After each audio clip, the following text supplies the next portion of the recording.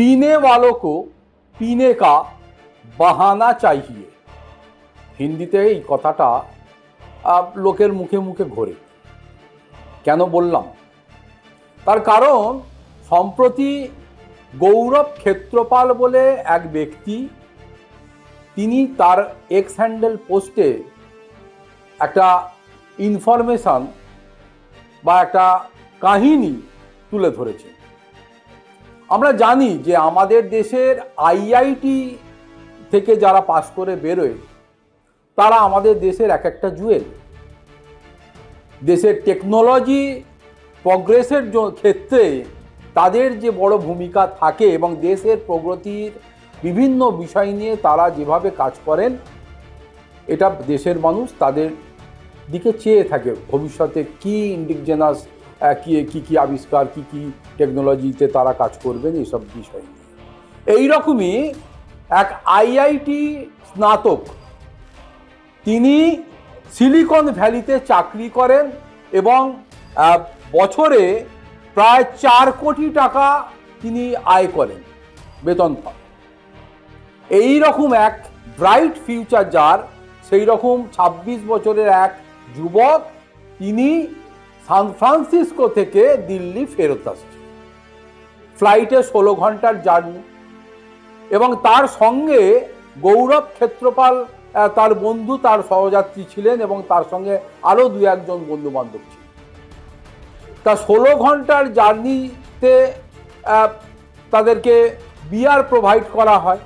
আমাদের ইন্টারন্যাশনাল যে সমস্ত ফ্লাইট আছে, দীর্ঘক্ষণ যারা জার্নি করে তারা জানেন যে তাদেরকে বিয়ার, এই ক্যান বিয়ার, এইসব প্রোভাইড করা হয়। তো এই আইআইটি স্নাতক এই ছেলেটি প্রথমে 3 বোতল বিয়ার খান। এরপরে তিনি আরও বিয়ার খাওয়ার জন্যে বিমান সেবিকাদের কাছে দাবি করেন, কিন্তু তারা সেই বিমানে আর নতুন করে তাকে বিয়ার দিতে অস্বীকার করে। ফলে তার সঙ্গে এই গৌরব ক্ষেত্রপাল থেকে শুরু করে আর যে সমস্ত বন্ধু বান্ধবরা তার সঙ্গে সহযাত্রী হিসাবে ছিলেন, তাদেরকে তিনি ইনসিস্ট করেন যে তোমাদের প্রাপ্য যে 3 বোতল করে বিয়ার, সেটা নিয়ে আমাকে দাও। বন্ধুরাও তার কথা মেনে নিয়ে তাকে তাদের যে প্রাপ্য বিয়ারের অংশ তাকে দেওয়া হয়। মোট 11 বোতল বিয়ার খাওয়ার পর ওই আইআইটির স্নাতক ছেলেটি সংজ্ঞাহীন হয়ে পড়েন।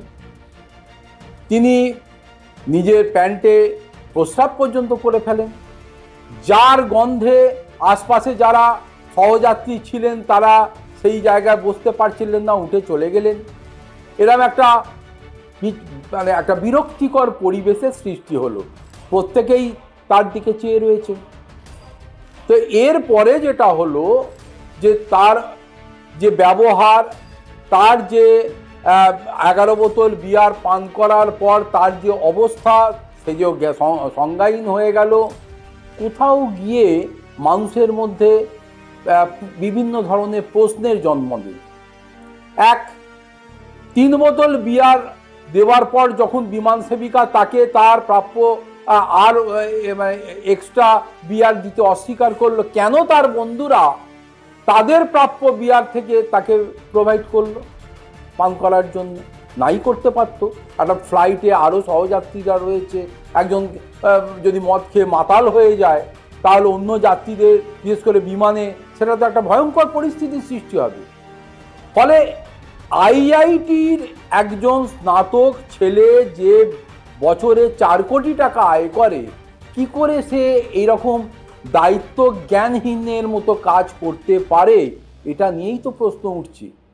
শুধুমাত্র কি খাতায় কলমে আমি আইআইটি স্নাতক বা আমি উচ্চ শিক্ষিত, এই তকমা নিয়ে চলবো, আমার মোরাল রেসপন্সিবিলিটি, আমার মোরালিটিকে আমি প্রায়োরিটিতে রাখবো না, এটা কি কখনো হতে পারে?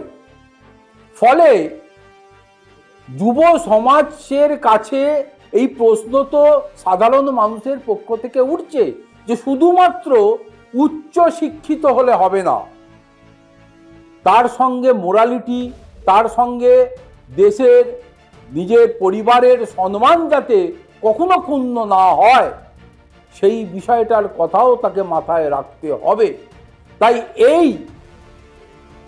এই যে ইনসিডেন্ট, অর্থাৎ একটা আন্তর্জাতিক বিমানের মধ্যে সহযাত্রীদের মাঝখানে বসে যে ধরনের বিহেভিয়ার, যে ধরনের একটা মানে দায়িত্ব জ্ঞানহীন আচরণ বা একটা সিচুয়েশন তৈরি করা হলো, তা কিন্তু শুধুমাত্র দেশের মানুষের কাছে নয়, বিদেশের মানুষের কাছেও নিজের, তার পরিবারের এবং দেশের যে সম্মানহানি হলো, এই বিষয়টা যুব সমাজের যারা উচ্চশিক্ষায় রয়েছেন, যারা বিদেশের সঙ্গে যোগাযোগ রাখছেন, এমনকি দেশে যারা রয়েছে, এটাকে মাথায় রাখাটাই মনে হয় দায়িত্ব হীনতারকে দূরে সরিয়ে দায়িত্বশীল নাগরিক হিসাবে নিজেকে প্রতিষ্ঠিত করার ক্ষেত্রে অনেক বেশি কার্যকরী ভূমিকা নেবে বলে মনে করছে ওয়াকিবহাল।